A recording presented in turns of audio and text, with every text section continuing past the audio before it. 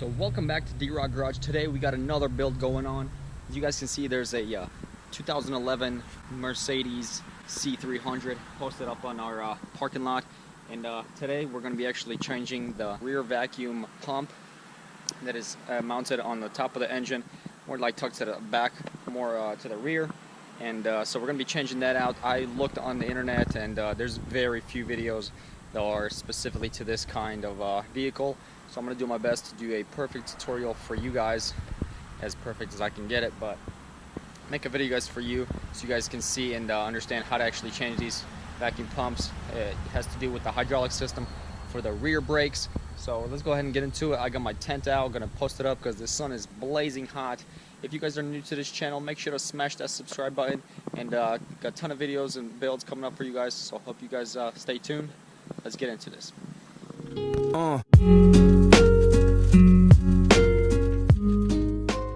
Alright guys, so I went ahead and had ordered this from the dealership. It went from through O'Reilly's, made it a little bit faster shipping. And here is the part itself. This is what it looks like, right there. Bang. If you guys need the number, here's one of the numbers, and here's the other number. You guys need to look it up and order it from your own place. Sorry, there's somebody cutting grass, so it's kind of killing me over here. But as you guys can see, I went ahead and got all my tools that I might need and might not. You know, obviously, hopefully we're not going to be using a hammer today, but you know, you just got to have it in case you need it. So let's go ahead and open up the engine bay of this beast and see what she looks underneath. So if you guys have never been in a C300 2011, this is what she looks like. Pretty much a typical Mercedes, what it all looks like. If you guys did not know, the actual plug or button or lever, you could say, to pull for the hood is right there. The one for the trunk is right in that door. Went ahead and popped the hood. I'm gonna go ahead and open her up. Let's see how she opens. Alright, so it's actually all the way to the left over here. Little latch right there, you pull up. Look at that big old V6. Alright, so the thing we're actually trying to get to is actually behind the whole engine. So we're gonna have to take off the whole cover, these two air nozzles right there. Let's go ahead and get that off. So this video may be a little bit long, but I'm gonna go ahead and run you guys through every single step that you gotta do to be able to change this whole thing out, because you know, there's people that, you know, skip everything, so they don't actually show you. I want to go ahead and do a full-on tutorial of how to remove this stuff. These little clips it's holding with. There we go. It just pops off right there like nothing. Feels like it's breaking, but it's not. I'll put these down here. Alright, so this engine cap just locks on there right there. Should be able to lift straight up. Yep, little plastic pieces right here holding it down. Put it down below. Okay, now we got to take the main cover off. There should be a little piece back here that's holding it down. What we're gonna do is go ahead and lift it straight up. It's let's see. Okay, yes. So if you look from this side, guys, there's like a little latch holding it up. You got to just push it that way. I'm gonna take a little flathead, or even this 10 millimeter. Take it. I hope you guys can see that. Just push it off. Bam. See if that did anything. Yep, it's all moving around. There we go. There we go. Take this piece off. Bam. I believe she is ready to come off. Here we go. All right, all one piece. Lay it down right here for now.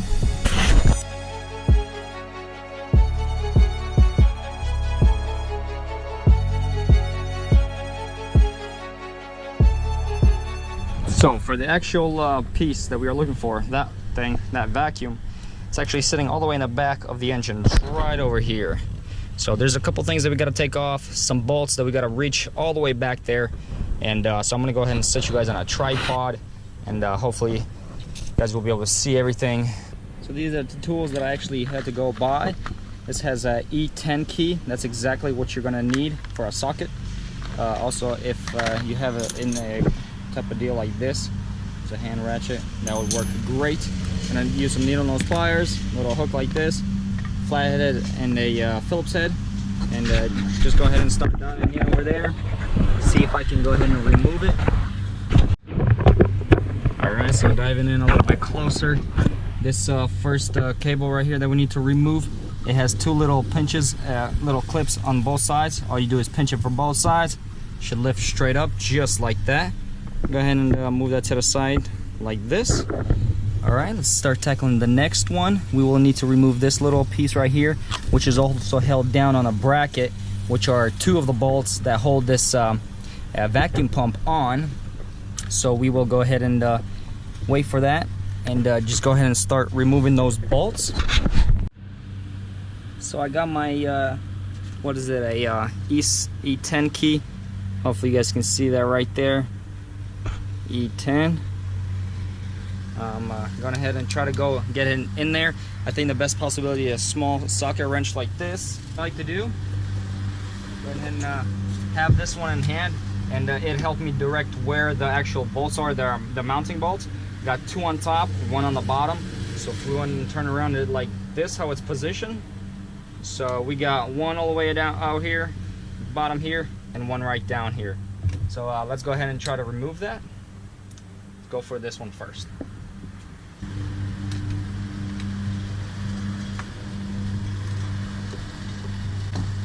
Alright, so it looks like you start it maybe 2-3 turns, and it should come out really easy.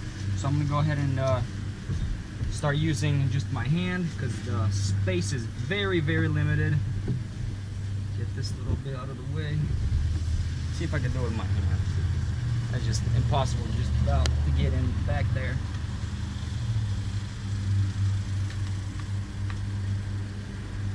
Alright.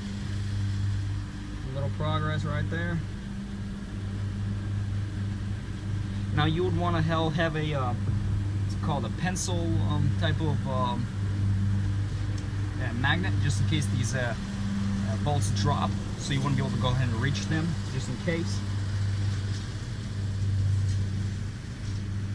I have mine, so I'll show it to you guys in a second.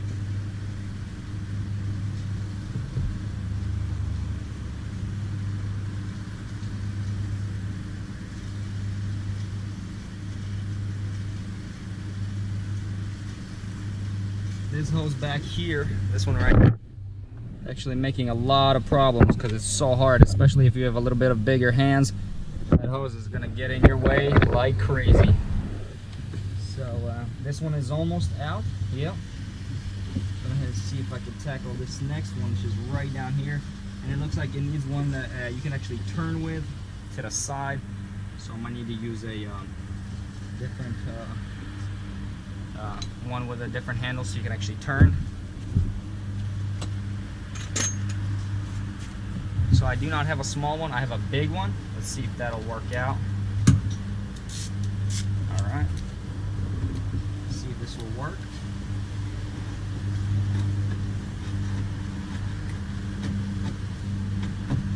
It's just a little bit too big, hitting this firewall. So I'm gonna get a go ahead and try to find a small one. Alright, so it turns out that an actually 12 will not work. I don't know why the guy on the video that I watched doesn't work. See, this is why it's good to do your own. But actually a 8mm will work. I found a little small one like this, and actually can go ahead and put it from the top through here and reach one of these bracket bolts. Remember, we just got to get them started. Yep, here we go. Perfect. Broke it loose. It's all on you. Should be able to reach it from the side. Yep, here we go. Just fitting it out with my hand. Also, if you don't have a magnet, or a pencil magnet, it's called, when you can extend, you can put a little magnet on a flathead like that and go ahead and reach it. So, here we go. Second bolt is just about out. Yep. There we go. This is what they look like, of course, with that little E10 look. And so to the reference of this is like this. Last one is going to be all the way down here. It's going to be a little bit of a pain to get, but we're going to try. It's okay. Alright guys, so we went ahead and removed the last bolt, and I started tapping it around the sides. There we go, slowly moving. Wedging it from different angles. Move up back here. There we go. And it's almost out. There we go. Up. There we go. Slowly pick it up.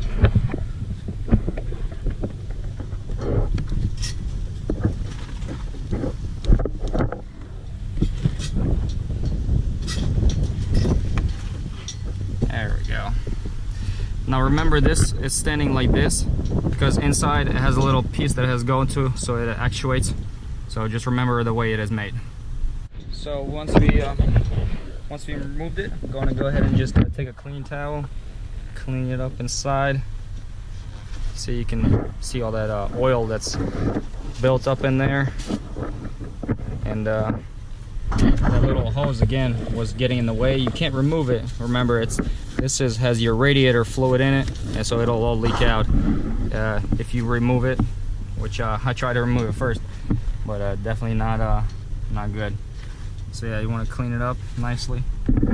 I like to also clean out the outside, make it nice and clean. Has a nice mounting surface all the way around. Perfect.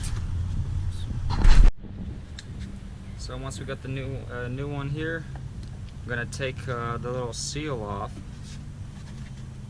A little flathead.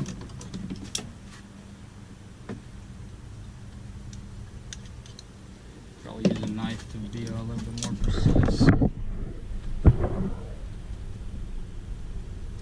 Make sure not to cut it, just like that. Take it off. Gonna put it in engine oil. Want to make sure it's nice and lubed up. You don't have to do a lot, just a little bit. But if it's going to be dry, it's going to go ahead and leak again. You're going to have a oil leak once again. So put it straight back on, just like that with your fingers. Perfect. And now remember, this was like this. If you don't remember, you can take a glass back here, so you can, a little mirror, and you can see it. Oh, okay. And you can see it where it is positioned at. So I might exactly do that, and probably just take my phone and do that real quick. So put the camera on, just go straight down. Let's see, a little bit too far. Okay, you can see that right there.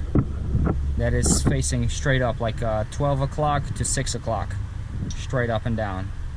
So that's the way we're gonna go ahead and put it in. All right, just straight like this. Let's see.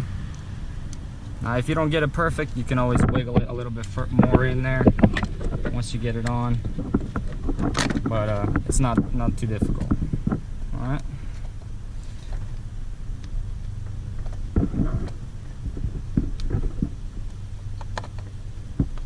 Here we go.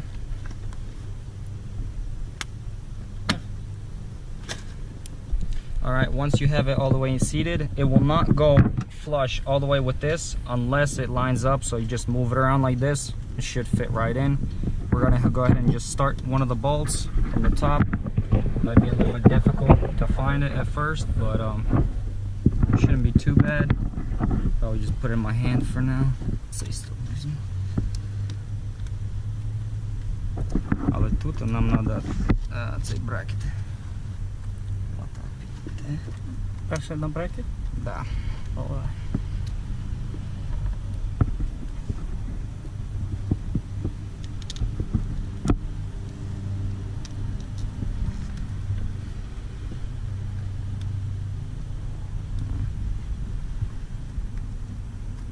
we go. Got the first one in. This one's a little bit more difficult because it's so far in there, but that's fine. We were able to catch this one. Now all the bolts should be aligned. Yeah, nice and well. Gonna go ahead and fit around and get those other ones. So we went ahead and put it all back together. The toughest one was all the way on the bottom center. It was really hard to get in there. You just gotta figure out how to fit your hand in there, and that was just a little bit difficult. But after that, everything went smooth. Obviously, just finger start all of them and then tighten them all down. Make sure to get that bracket on this side here and all the way on the bottom. Otherwise, the way that the vacuum itself, it won't sit correctly and it'll start leaking once again. So yeah, but she's all back together. I'm gonna go ahead and fire her up, and hopefully all runs well. Hopefully it won't be leaking or anything like that. So it's pretty awesome. Can't wait. Let's go ahead and put all the covers on top and see what she looks like when she's done.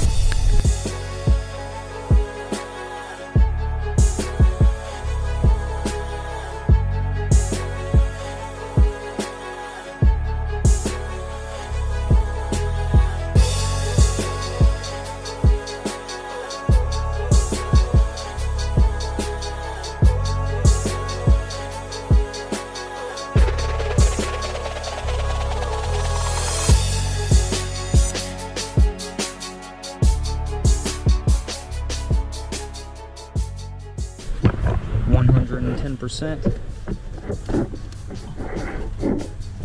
Looking clean. Go ahead and take everything off and close her up. See what she looks like. Alright, so we are fully complete, and right before I went ahead and closed the hood, I went ahead and cleaned up a little bit around here, wiped this all down, you know, make sure it looks nice and clean for the customer, making it nice and neat. Obviously, everybody wants to have a nice clean engine bay, and obviously car runs better if it is. So let's go ahead and start her first startup. Turn the key to start the ignition.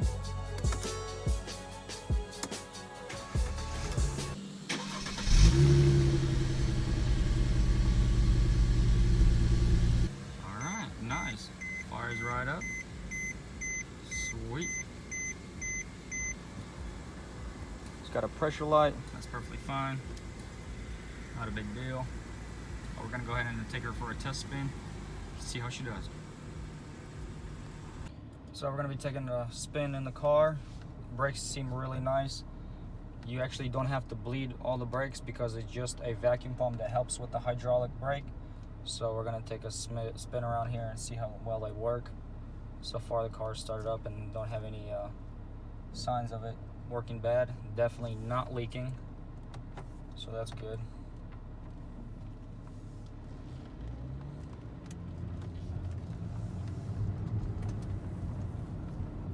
Alright, going around 30 miles an hour right now.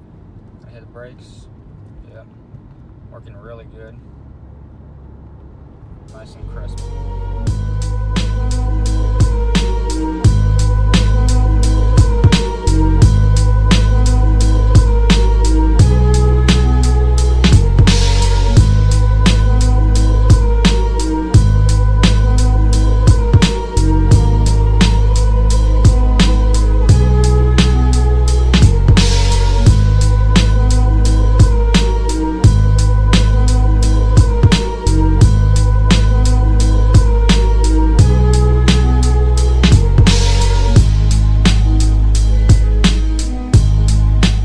That is going to be a wrap up for this video. I'm so happy I get to actually work on one of these Mercedes.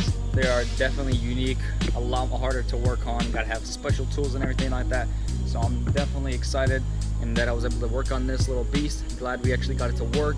Everything worked out perfect. They're on the way to go ahead and pick this up.